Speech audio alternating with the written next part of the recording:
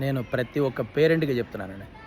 ఎందుకు నేను పదే, పదే, పదే పేరెంట్స్ మీదన, చిల్డ్రన్స్ మీద, కిడ్స్ మీద టాపిక్స్‌తో వీడియోస్ తీస్తున్నానంటే, ఈ మధ్య కాలంలో హర్రీ బర్రీ లైఫ్ స్టైల్‌లో పడి పేరెంట్సు పిల్లల మీద ఫోకస్ చేయడం తగ్గిపోయింది.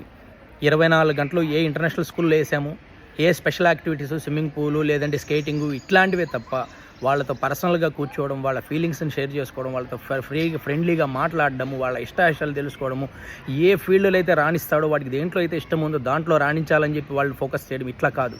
ఆల్వేస్ ఏ ఇంటర్నేషనల్ స్కూల్‌లో ఏసాము, లేదంటే లగ్జరీగా ఏం కొనిచ్చాము, ఎంత పెద్ద స్మార్ట్ ఫోన్ కొనిచ్చాము, ఎంత పెద్ద ట్యాబ్ కొనిచ్చాము, ఎంత లగ్జరీ లైఫ్ ఇచ్చాము, ఇదే ఆలోచిస్తున్నారు.